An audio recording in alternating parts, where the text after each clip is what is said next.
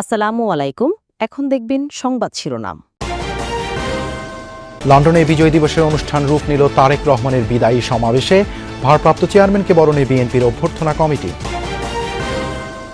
বাংলাদেশ ভারত কূটনৈতিক সম্পর্কে আরেক দফা টানাপোড়েন। দিল্লিতে হাইকমিশনারকে তলব, এখনই মিশন ছোট করার কথা ভাবছে না সরকার। ওসমান হাদির উপর হামলায় ব্যবহৃত আসল বাইক উদ্ধার, ৮ হাত ঘুরে চলে যায় অপরাধীর কাছে। ভুল নম্বরের জেরে রিমান্ডে হান্নান। ভোটের আগে প্রার্থীদের অস্ত্র বহনের বিষয়ে মন্ত্রণালয়ের সাথে আলোচনা হয়নি, জানালো ইসি। অতীতের ডামি প্রার্থীদের অবৈধ ঘোষণা করতে বৈষম্য বিরোধীদের লিগ্যাল নোটিশ। সাবেক সেনা কর্মকর্তা জিয়াউল আহসানের বিরুদ্ধে হত্যা ও গুমের অভিযোগ আমলে নিল ট্রাইব্যুনাল। সহিংসতার মামলা থেকে মির্জা আব্বাস সহ ৪৯ জনের অব্যাহতি। ভাষার মাসেই হবে অমর একুশে বইমেলা। বাংলা একাডেমির সভায় সময়সূচি চূড়ান্ত। ২০ ফেব্রুয়ারি থেকে চলবে ১৫ মার্চ পর্যন্ত। এতক্ষণ শুনছিলেন সংবাদ শিরোনাম, এখন দেখবেন বিস্তারিত। দেশে ফেরার আগে দীর্ঘ প্রায় ২ দশকের ছায়াসঙ্গী হয়ে থাকা লন্ডন বিএনপি নেতাকর্মীদের কাছ থেকে বিদায় নিয়েছেন ভারপ্রাপ্ত চেয়ারম্যান তারেক রহমান। দেশের ভাবমূর্তির কথা চিন্তা করে ২৫ ডিসেম্বর হিথ্রো বিমানবন্দরে নেতাকর্মীদের ভিড় না করার অনুরোধ করেন তিনি। এ সময় দীর্ঘদিন পাশে থাকায় যুক্তরাজ্যের বাংলাদেশ কমিউনিটির প্রতি কৃতজ্ঞতা জানান বিএনপির এই শীর্ষ নেতা। সংবর্ধনা অনুষ্ঠানে তুলে ধরেন আগামীর বাংলাদেশ নিয়ে তার পরিকল্পনা। বলেন, এবারের নির্বাচন সহজ নয়। আপনাদের সাথে আমি 18 বছর ছিলাম। বিভিন্ন সময়ে বিভিন্ন অনুষ্ঠানে অনেক মানুষের সাথে দেখা হয়েছে। আপনাদের সাথে বহু স্মৃতি আমার রয়ে গিয়েছে। বিজয় দিবস উপলক্ষে যুক্তরাজ্য বিএনপির আয়োজনে লন্ডনের সিটি প্যাভিলিয়নে এই আলোচনা সভার আয়োজন হলেও তার রূপ নেয় তারেক রহমানের বিদায়ী সংবর্ধনায়। বিলেতের রাজনৈতিক সহকর্মীরা প্রায় ১.৫ দশকের স্মৃতি রোমন্থন করেন। তৈরি হয় আবেগঘন পরিবেশ। অনুষ্ঠানে তারেক রহমানও কৃতজ্ঞ চিত্তে স্মরণ করেন যুক্তরাজ্য বিএনপির নেতাকর্মী ও বাংলাদেশ কমিউনিটির অবিরাম সমর্থনের কথা। আপনারা বহু মানুষ বিভিন্ন সময় আমার পরিবারের দলের বিপদের সময় আমাকে মানসিকভাবে সাহস দিয়েছেন, সহযোগিতা করেছেন, সমর্থন জুগিয়েছেন। দীর্ঘ বক্তব্যে তারেক রহমান আগামী বাংলাদেশ কেমন হবে তার ধারণা দেন। ৪ কোটি পরিবারের জন্য ফ্যামিলি কার্ড, সহজ শর্তে কৃষি উপকরণের জন্য ফার্মার্স কার্ড, শিক্ষা, স্বাস্থ্য, খেলাধুলা নিয়ে বিএনপির পরিকল্পনা জানান। বাংলাদেশের নির্বাচন নিয়ে ভারত যে নসিহত এর চেষ্টা করছে তা সম্পূর্ণ অগ্রহণযোগ্য ও আপত্তিকর বলে মন্তব্য করেছেন পররাষ্ট্র উপদেষ্টা তৌহিদ হোসেন।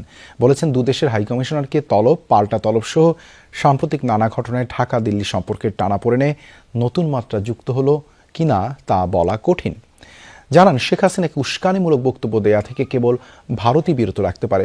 উপদেষ্টা জানান, বুধবার পর্যন্ত দেশে আসতে কোনো ট্রাভেল ডকুমেন্ট চাননি বিএনপির ভারপ্রাপ্ত চেয়ারম্যান তারেক রহমান। এবার দিল্লিতেও বাংলাদেশের হাইকমিশনারকে তলব করল ভারতের পররাষ্ট্র মন্ত্রণালয়। বুধবার হাইকমিশনার রিয়াজ হামিদুল্লাহকে বাংলাদেশে তাদের দূতাবাসের নিরাপত্তা নিয়ে উদ্বেগ জানায় দিল্লি। সেই সাথে ঢাকার ভারতীয় দূতাবাসের নিরাপত্তা ঝুঁকি হতে পারে এমন কার্যক্রমের ব্যাপারে অবহিত করার পাশাপাশি ঢাকা থেকে মিথ্যা ও বিভ্রান্তিকর তথ্য ছড়ানোর দাবি করে তারা। আসে অবাধ ও শান্তিপূর্ণ নির্বাচনের আহ্বানও। এর আগে গত ১ বছরে ভারতীয় হাইকমিশনারকে ৫ বার তলব করেছে বাংলাদেশ। আমাদের হাইকমিশনারকেও তারা ডেকেছে। এটা খুব অপ্রত্যাশিত না, সাধারণত এটা ঘটে। এই মুহূর্তে আমাদেরকে নসিহত করার তো কোনো প্রয়োজন নেই। আমরা জানি আমরা কি করবো। আমরা একটা ভালো নির্বাচন করবো যেটাতে মানুষ ভোট দিতে পারবে এবং যাদেরকে ভোট দেবে তারাই নির্বাচিত হবে। বাংলাদেশে নির্বাচন কেমন হবে এটা নিয়ে আমরা আমাদের প্রতিবেশীদের উপদেশ চাই। ওসমান হাদির উপর হামলার ঘটনায় ব্যবহৃত মোটরসাইকেল, হেলমেট ও ভুয়া নম্বর প্লেট উদ্ধার করেছে সিটিটিসি। ওদিকে মোটরসাইকেলের নম্বর লেখার ভুলে আসামি হয়ে রিমান্ডে যেতে হয় আব্দুল হান্নানকে। নম্বরের শেষে ৬-এর জায়গায় ৫ লেখায় তদন্তে এমন গড়মিল। ডিবি প্রধান জানিয়েছেন, ঘটনার সাথে জড়িত না থাকলে হান্নানের নাম বাদ দেয়া হবে। বিজয়নগর কালভার্ট রোডে ওসমান হাদির উপর হামলার পর আশপাশের সিসি ক্যামেরার ফুটেজ সংগ্রহ করে আইনশৃঙ্খলা বাহিনী। প্রথমেই শনাক্ত হয় হোন্ডা হর্নেট সিরিজের মোটরসাইকেলটি। নম্বর ঢাকা মেট্রো ল ৫৪৬৩৭৫।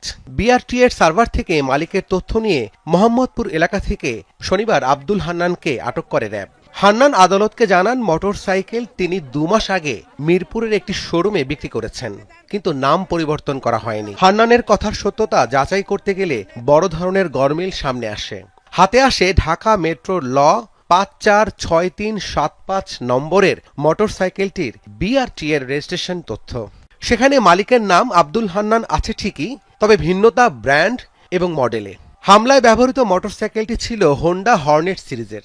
আর বিআরটি এর রেজিস্ট্রেশন তথ্য বলছে ঢাকা মেট্রো ল 546375 নম্বরের মোটরসাইকেলটি হল সুজুকি জিক্সার। সাবেক সেনা কর্মকর্তা জিয়াউল আহসানের বিরুদ্ধে বিচার বহির্ভূতভাবে 500 ব্যক্তিকে গুম ও হত্যায় তথ্য প্রমাণ পেয়ে ট্রাইব্যুনালের প্রসিকিউশন। তার মধ্যে থেকে শতাধিক মানুষকে গুম ও হত্যায় 3টি অভিযোগ আমলে নিয়েছেন ট্রাইব্যুনাল। জলদস্যু দমনের নামে কথিত বন্দুকযুদ্ধ সাজিয়ে হত্যাকাণ্ড ঘটানো হয়েছে বলেও জানায় প্রসিকিউশন। জিয়াউল আহসানের বিরুদ্ধে বিএনপি নেতা সালাউদ্দিন আহমেদ, ইলিয়াস আলী সহ 300 জনকে গুম ও হত্যার তদন্ত চলছে বলেও জানা যায়। আওয়ামী লীগের আমলে গুম এবং বিচার বহির্ভূত হত্যার মাস্টার মাইন্ড ছিলেন সাবেক সেনা কর্মকর্তা জিয়াউল আহসান। ট্রাইব্যুনালে এমন দাবি জানিয়ে প্রসিকিউশন বলছে তার বিরুদ্ধে অন্তত 500 জনকে গুম, নির্যাতন ও হত্যার তথ্য মিলেছে। বাংলাদেশে গুমের ব্যাপারে মহাকাব্যিক অবদান যার, তিনি হচ্ছেন আসামি জিয়াউল আহসান। বুধবার শতাধিক ব্যক্তিকে গুমের পর হত্যা মামলায় জিয়াউল আহসানের বিরুদ্ধে ট্রাইব্যুনালে আনুষ্ঠানিক অভিযোগ দাখিল করে প্রসিকিউশন। এর মধ্যে গাজীপুরে 3 জন এবং বরগুনার পাথরঘাটার চরদুয়ানিতে নিয়ে অন্তত 50 জনকে হত্যার 2টি অভিযোগ আনা হয়। কিভাবে গুম করে হত্যা করা হতো সেই নৃশংস বর্ণনাও ট্রাইব্যুনালে তুলে ধরেন চিফ প্রসিকিউটর। সাগরের মোহনায় গিয়ে এই অসহায় ভিকটিমদেরকে এক এক করে ওই ট্রলারের খোলের মধ্যে থেকে বের করে তাদেরকে ট্রলারের পাটাতনের পাশে নিয়ে এসে মাথায় বালিশ ঠেকিয়ে গুলি করে, মাথায় বা বুকে গুলি করে হত্যা করা হতো। নির্বাচনের আগে প্রার্থীদের অস্ত্র দেবার বিষয়ে ইসির সাথে স্বরাষ্ট্র মন্ত্রণালয়ের কোনো আলোচনা হয়নি। তবে প্রার্থীদের কাছে বৈধ অস্ত্র রাখার সাথে আচরণবিধির বিরোধ নেই, এমনটি জানিয়েছেন ইসি সচিব আক্তার আহমেদ। এদিকে ডামি নির্বাচনে অংশ নেয়া কোনো প্রার্থী যেন আসন্ন নির্বাচনে অংশ নিতে না পারে সে বিষয়ে পদক্ষেপ নিতে ইসিকে লিগ্যাল নোটিশ দিয়েছে বৈষম্য বিরোধী ছাত্র আন্দোলন। নির্বাচন ভবনে সাংবাদিকদের সাথে ইসির সিনিয়র সচিব আক্তার আহমেদের ব্রিফিং। সচিব জানান, এবার ত্রয়োদশ জাতীয় সংসদ নির্বাচনে ইইউ প্রায় 200 জন পর্যবেক্ষক পাঠাতে যাচ্ছে। বাংলাদেশের পররাষ্ট্র মন্ত্রণালয়, নির্বাচন কমিশন এবং ইউরোপীয় ইউনিয়নের মধ্যে একটি ত্রিপাক্ষিক চুক্তির মাধ্যমে এটি হবে। তাদেরকে আমরা এখানকে ফ্যাসিলিটিস প্রোভাইড করব, তাদের যাতায়াত এবং তাদের চলাফেরা ইত্যাদি ইত্যাদি। আমরা শুধু একটা জিনিসই অনুরোধ করেছি, লোকাল প্রোটোকল কিছু কিছু ক্ষেত্রে মানতে হয়, যেমন আপনার বিশেষ করে পার্বত্য চট্টগ্রামে সে লোকাল প্রোটোকল মানতে হবে। অমর একুশে বইমেলা শুরু হবে আগামী বছরের 20 ফেব্রুয়ারি থেকে শেষ হবে 15 মার্চ। বাংলা একাডেমিতে সময়সূচি নির্ধারণ সংক্রান্ত জরুরি সভায় সিদ্ধান্ত হয়। বুধবার বিকেলে সভায় উপস্থিত ছিলেন সংস্কৃতি বিষয়ক মন্ত্রণালয়ের সচিব মোহাম্মদ মফিদুর রহমান, বাংলা একাডেমির মহাপরিচালক অধ্যাপক মোহাম্মদ আজম ও একাডেমির পরিচালকরা। এছাড়া ছিলেন ঢাকা বিশ্ববিদ্যালয়ের প্রক্টর, প্রকাশক, প্রতিনিধি এবং আইনশৃঙ্খলা বাহিনীর প্রতিনিধিরা। সভায় সর্বসম্মতিক্রমে অমর একুশে বইমেলার উদ্বোধনের সময়সীমা ঠিক হয়। জানানো হয় 20 ফেব্রুয়ারি বেলা 11টায় মেলার উদ্বোধন করা হবে।